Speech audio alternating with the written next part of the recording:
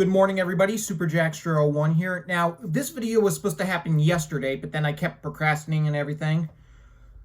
Anyway, back on Thursday night, I saw Doctor Strange in the Multiverse of Madness, as you saw in my community post, and I actually did see the movie again last night, and this is going to be a spoiler review, but I want to talk about a tragedy happened Thursday night while I was at the movie. On Thursday night, while I was actually in the movie, I got a call from my dad saying that my Nana died. And then afterwards, after the movie, and then actually I walked out during the movie, and I called my mom, and she said the same thing.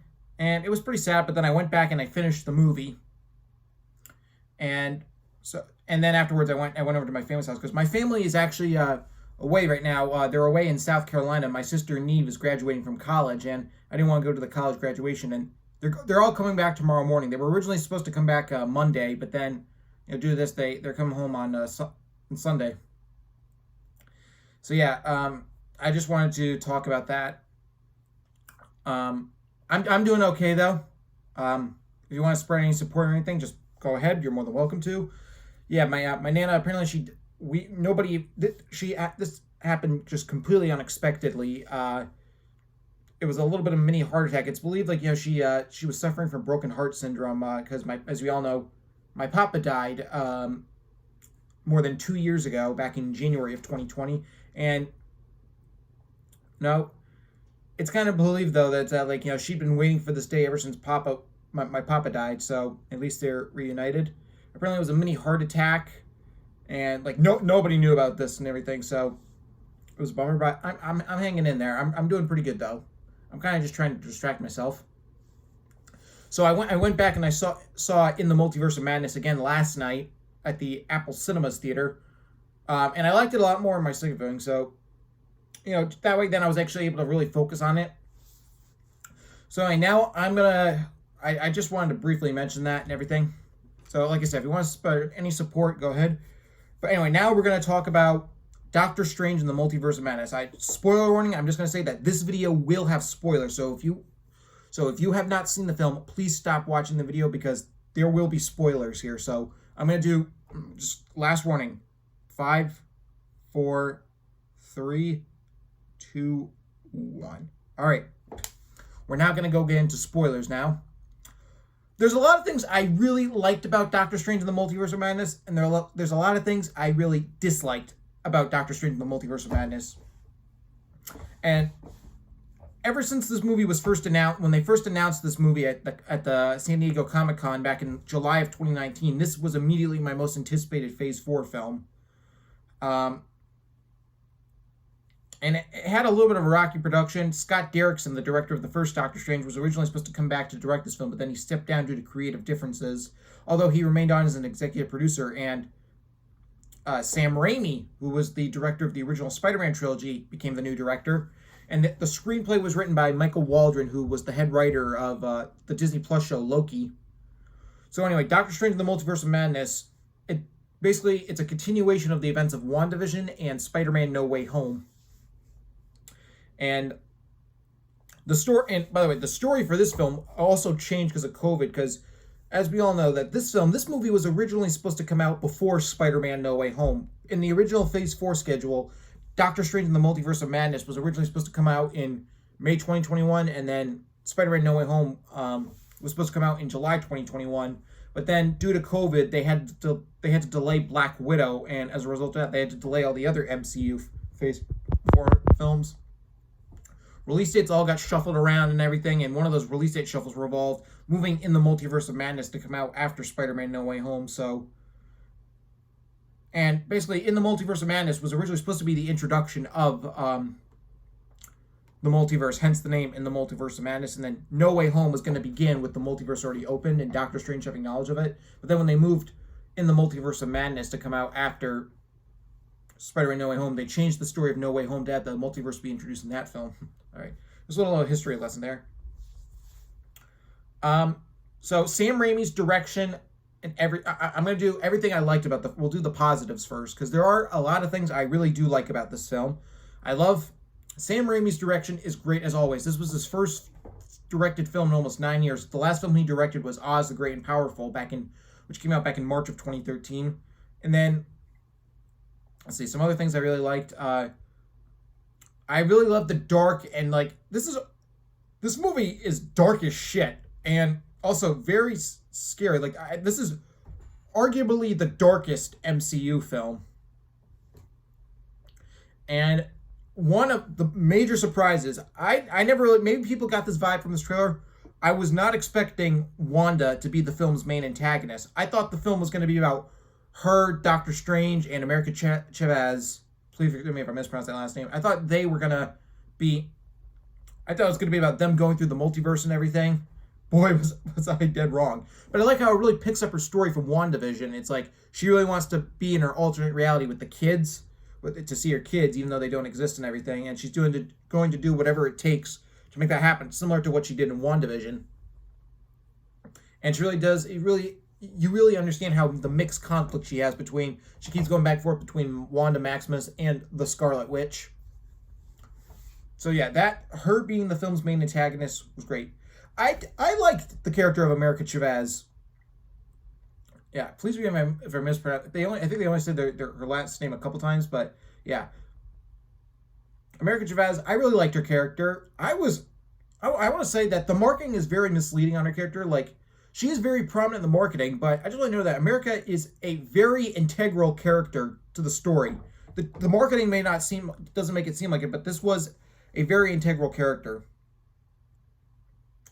I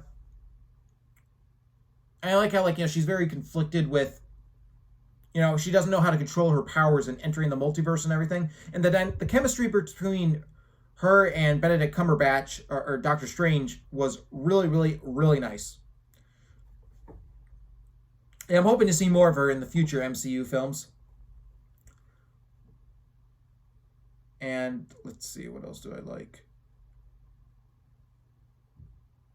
I loved all the surprise cameos in it, because there's a scene where they go to an alternate dimension. There's like an alternate version of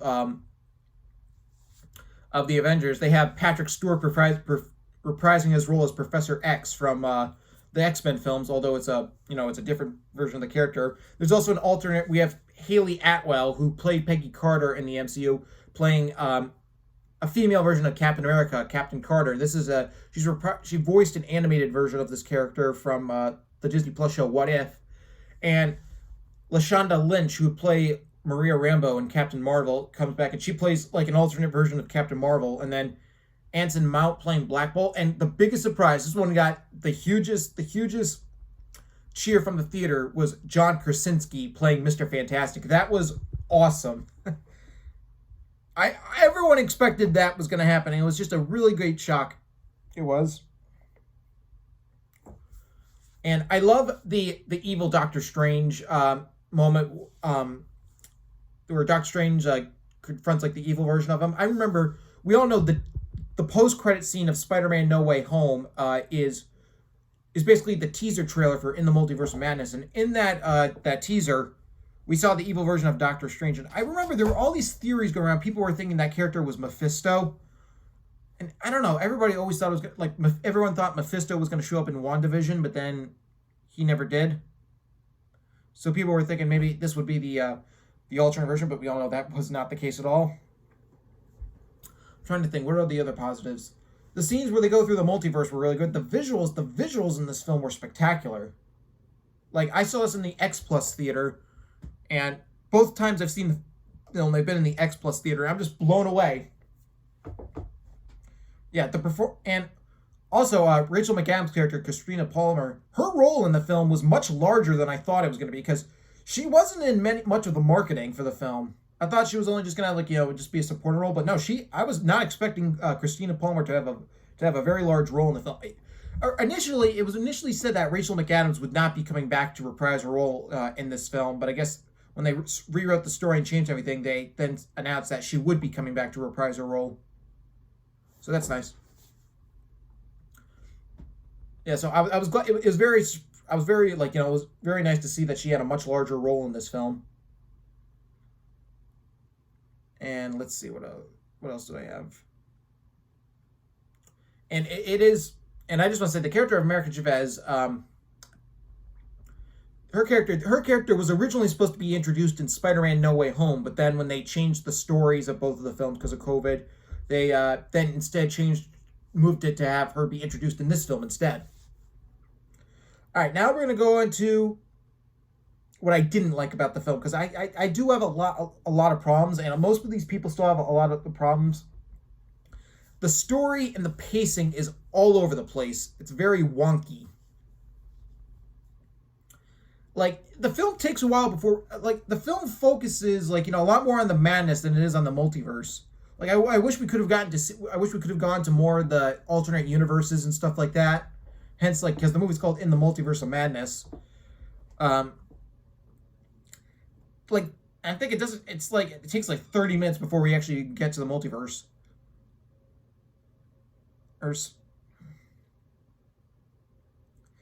Yeah, and honestly, I'm gonna say I feel like the movie was way too short, because the film is only 126 minutes long, so 2 hours and 6 minutes.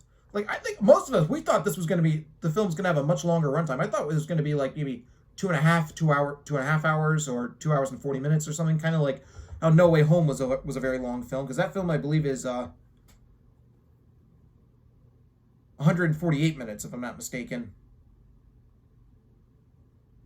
So I thought, like, this was going to be a much longer film, but no, the film is only 2 hours and 6 minutes, and I feel like, like, I don't know, maybe it's just me, but it feels like, this was a story that was meant to be much longer. It feels like, there was a lot of scenes cut from the film. Apparently, from what I heard, is that the initial cut of this film was like 2 hours and 40 minutes, but then they shortened it to 2 hours and 6 minutes. Because of reshoots and everything. And so, like, the film begins with, Doctor Strange going to Katrina Palmer's wedding, and then it abruptly goes to this giant monster attacking New York City, and then that's where and then Wong shows up, and then that's where they meet America, and that is a very cool action scene. I'm not gonna lie, and I just want to say the positive, like, this is probably the most graphic and violent MCU film. Like, there are characters getting stabbed right through and everything. I'm honestly surprised they got a PG-13 rating for this film, because this movie is very dark and very violent. And Wanda, I do like Wanda's storyline and everything, but I feel like there was a little too much focus on Wanda, to the point where it almost felt like Doctor Strange and Wanda's movie, and not just Doctor Strange's movie.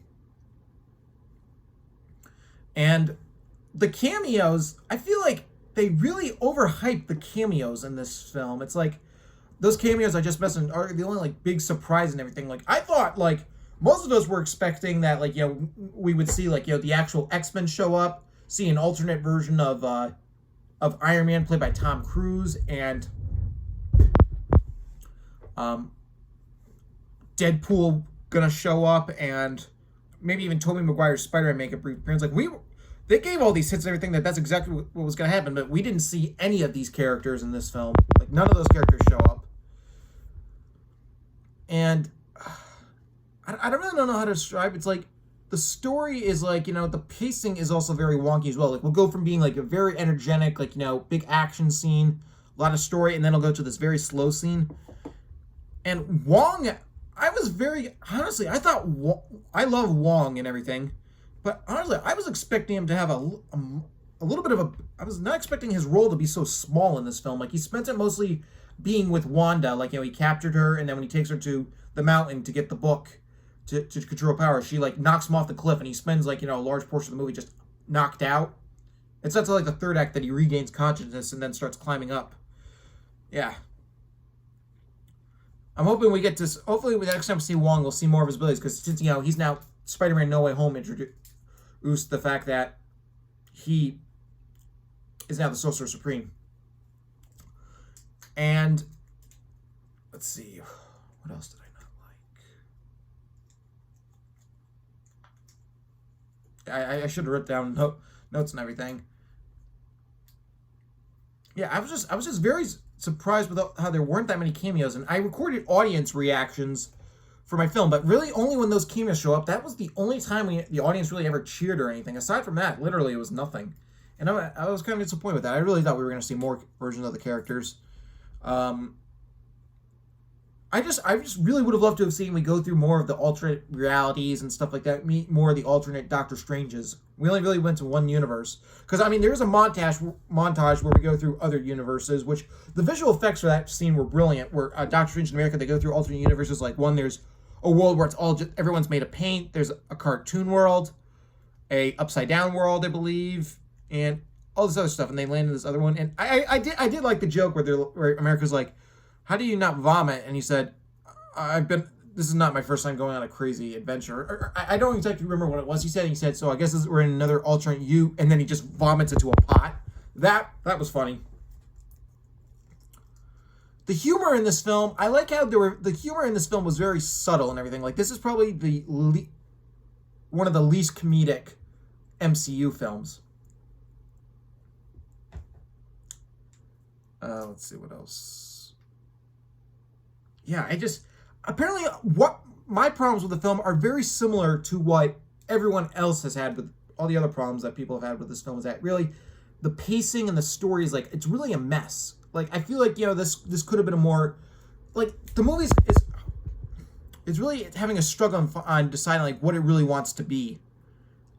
Like with Spider-Man No Way Home, like, the story was cohesive and like it was a straightforward story telling everything. Here, I really don't know how to describe the film. Like, you're gonna have to see for those who saw the film, you probably understand. A lot of people were very, very, very disappointed by this film, and I wouldn't say I was very disappointed by this film, but I would say I wasn't satisfied with it. I don't know what it was, like, maybe because like I'd been anticipating this film for almost 3 years. So when I finally got it, maybe I would have loved to have seen what Scott Derrickson's version of the film would have looked like, because I feel like he actually had like a more cohesive, like, very like, confident and dedicated passion for and vision for this film. Like with Sam Raimi and Michael Waldron, apparently, like, they started from scratch and started their own story, in which that's totally fine and all. And I do like what they were going for. And Sam Raimi is an awesome director, and I hope he'll get back to directing more films. I don't know. I did see the movie. I did like the movie a lot more on my second viewing, and I'm actually seeing it for a third time this Tuesday night with my brother-in-law, because me and him were supposed to go see the film together on Thursday night, but then we found out that my sister's graduation was this weekend. We thought it was next weekend, so he ended up and he was going to that, so we instead, I instead just went to the film myself. And yes, I do really like Doctor Strange in the Multiverse of Madness. It is currently on my ranking of like on my best to worst list ranking. The if I were to currently sits at on my list ranking the MCU movies and shows.